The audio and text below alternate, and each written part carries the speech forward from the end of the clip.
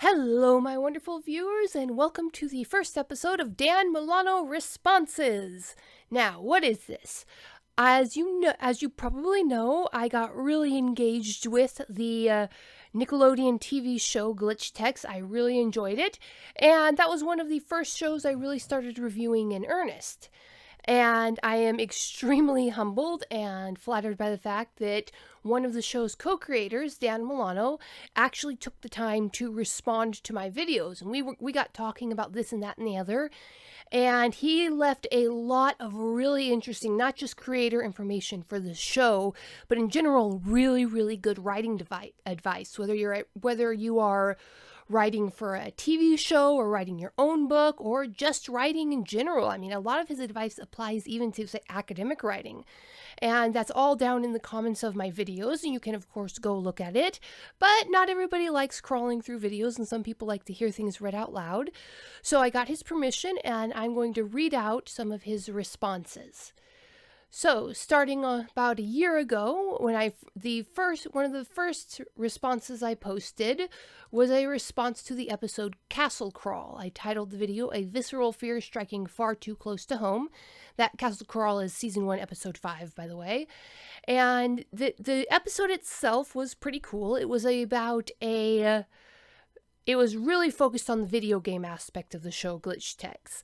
They basically had to play through a real-life video game scenario, classic trope, the kids get pulled into the video game. And I enjoyed it as a show, but immediately after I finished watching it, I was watching my point was that I had been watching this on a friend's television that was in no way, shape, or form connected to my computer. And immediately after I finished watching this episode, the YouTube algorithm suggested to me a video on what I had assumed was this very same video game. If it wasn't, it was a very similar video game. And that really creeped me out, which was very in theme with the show. And so I was really engaged when I made this video, and this is the first one that Milano responded to. So what he said was, "Betty, I am the co-creator episode producer of the show, and I gotta say I love your videos. I'm not gonna say what of our intent you hit right on the head versus what's off or just in the ballpark. I'll only say that the analysis is wonderful, and I truly appreciate your thoughtful approach, at Dan Milano." And of course, I was really thrilled about that. Also, I'm a paranoid person, so I kind of went around to the various bulletin boards and asked, is this really this guy? And the general consensus was, yeah, that's him. He interacts with the fans a lot. So I was really delighted and honored to have had that communication. And then it kept going on. So in response to Alpha Leader, which is season 1, episode 6, which was the video that posted the very next day, things kind of took a turn for the interesting. Because up till now, for the first 5 episodes, I'd pretty much been unabashedly thrilled with the episodes. But when it comes to a certain type of episode, it really grates on my emotions, and Alpha Leader was one of these episodes. And I titled the video, "I hate this episode, but I watched it for you." So, Dan's response was, "I was disappointed to hear this episode is received as one to hate and cause a traumatic reaction. I thrive on feedback and am open-minded to criticism. It's how we learn. So I listened twice to the entire video, but I failed to find any actual explanation of what the source of the trauma was, or why the story should have incited feelings of hate. I hope you like the other episodes, but if not, I'd love to hear your reasons in the analysis. You have every right to express your displeasure, and I would never presume to argue. It's just that hate and trauma are such strong words, especially in the context of a family show. I feel terribly you felt this way, and would feel even worse if people were to come away with impressions that our show is in any way so grossly inappropriate for viewers, especially after we worked so hard to create a story about male sensitivity, inclusivity, and anti-toxic behavior to model for children. We are also so proud to show that Me-K.O and Fives can healthfully argue." And he also said, "I'll add that the show was written in 2018 and produced in 2019. The contents of the show had no effect whatsoever on its release date, just bad luck, I guess. I assumed at first that perhaps this was the source of the trauma, but you went out of your way to explain that it wasn't."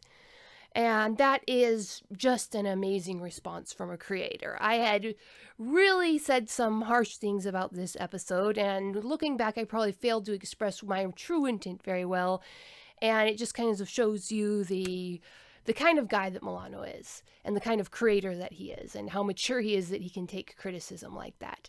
So my reply was this: I'm well aware that my emotional reaction to episodes that address this particular element of character is almost entirely illogical, and I hope and pray that you do not take my honest description of my emotional reaction as any critique of the quality of your artwork, especially not of the obvious care and research that went into the science of this episode. The scenes with the flu test positively delighted me. As a piece of artwork, I would not have a single element of this episode changed, even if it were within my power. However, I do feel compelled to always give my honest reaction. The points of these analysis videos is as much to entertain my audience with my own foibles as to analyze the technical aspects of the artwork. The strength of my negative emotion rests entirely in my own particular psychological makeup. The necessary humbling of a heroic character in the course of their character growth triggers a certain negative emotional reaction in me. Certain portions of the Odyssey have the same effect on me, and the higher quality the artwork that depicts this process, the stronger the negative reaction in myself. You produce a very high quality representation of a very, very real element of character growth that every human has to go through. I greatly admire what you did here. My emotional issues are my own. And yet I did not think I could give this episode its proper due without acknowledging the potent emotional effect that it had. I had hoped to express that in the video, but it looks like I still need to develop my descriptive skills. This episode is like a fine wine, which I am violently allergic to, or a robust musical piece using the deep bass notes that trigger my various auditory medical conditions. I would gladly recommend it to any of my friends. As a creator myself, I recognize it's necessary to the overall story structure, and is just not an episode that I would willingly rewatch. But to finalize, I absolutely love the world building elements of the episode, especially the implications of the nanovirus. I will also note that as an author, I've had to write this exact type of character development before, and I was emotionally stressed for days afterwards. Given how different my standard reaction to watching this kind of character growth is, I'm curious about other creators' experience writing these arcs. Does it hurt to make your creation suffer, or is that just my own little quirk as a creator? And Milano replied later, Betty Adams, well, this opened up a wonderful discourse. I'm so glad I sought clarity and really appreciate all you provided. Yes, it makes sense that we all have our own emotional barometer, and I do believe good art requires a good deal of empathy.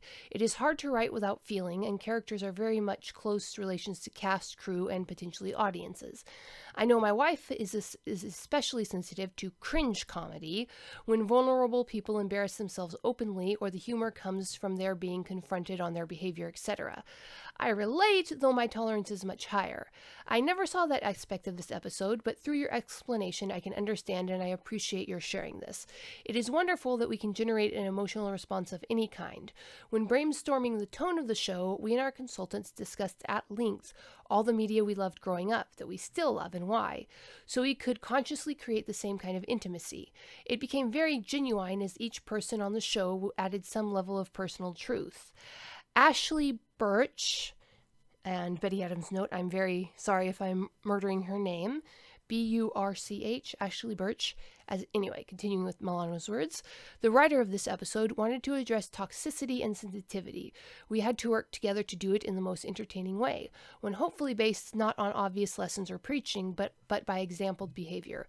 We tried never to be heavy-handed, but it was always a gentle balance, since the show attempts to reach a very wide age range. But I think we got better at it, and earned more confidence from our executives as the show went on.